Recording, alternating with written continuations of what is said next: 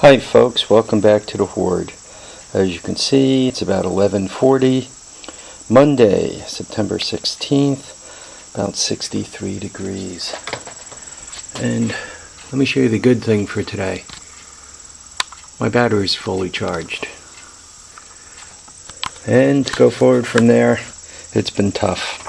Ever have one of those days where you should have just stayed in bed? Well, I'm working my way toward there.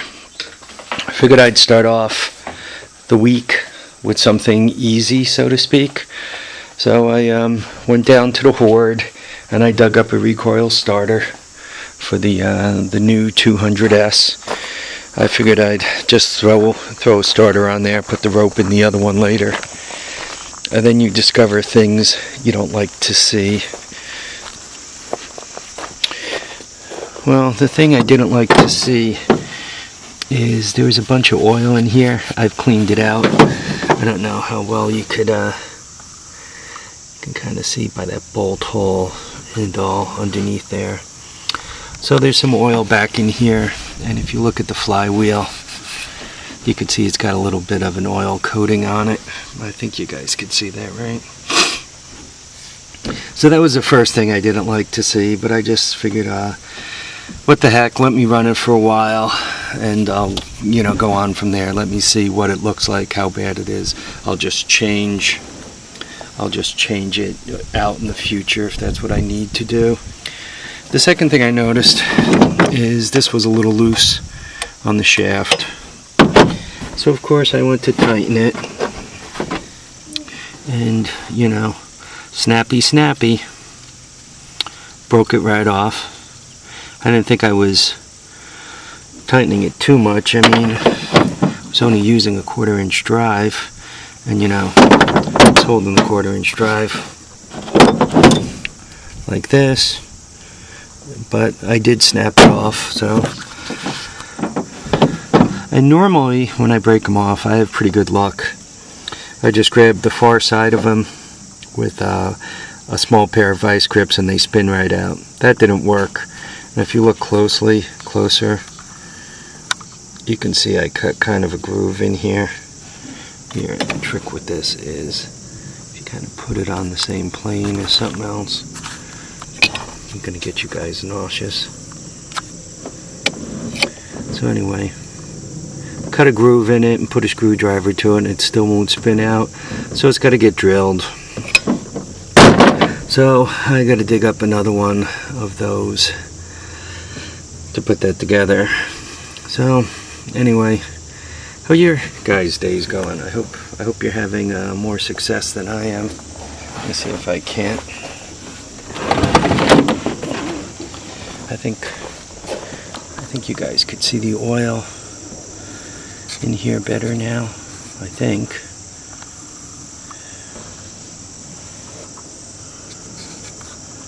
You can see how it's wet down there. I don't know. This is the first one I've ever opened up and found loose oil in there.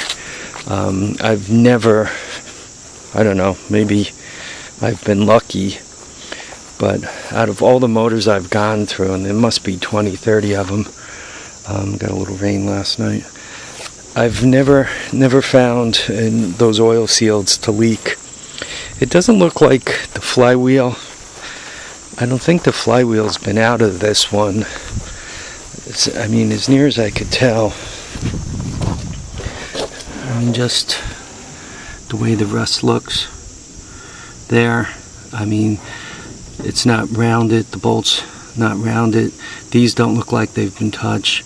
This doesn't look like it's been touched. So I don't think the flywheel's been out of here. So I'm kind of surprised that it is leaking some oil. Yeah, I mean this all looks, I don't know how well, once again you guys could see that, but it doesn't look like anybody's messed around in here. So maybe the seals go bad. But once again, this is the first one I've seen like that. For some of you guys who've had a million of these things apart, or it seems that Honda ATC TRX guy. He gets bikes that have a lot of miles on them. You guys could let me know if you've seen them leak a lot of oil. Oh, and speaking of Honda ATC TRX guy, I looked over this 200X all over the place. Looked all around on the neck and so forth, and he must have painted over the sticker or removed the sticker, because I can't find a year on it. I don't know if there's a way of telling by the sweep of the forks, or the way this is here. I don't know, can you guys see it, or am I casting a shadow? The chain tensioner, I don't know if they've done some of that stuff differently from year to year. Unfortunately, I don't have the other bikes in a situation that they're easy to get to. If I did, I'd be able to line them up and start comparing them and coming up with a conclusion. Alright, I'll let you guys go. 6 minutes have gone by. Now that I got my new button that doesn't give me a profanity, I can push it. And about today, it ain't easy. That was easy. Not for me.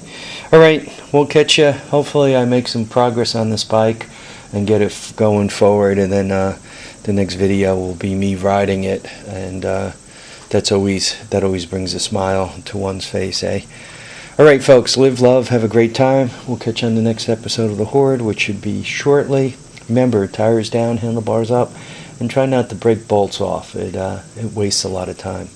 Thanks for watching, subscribing, and commenting.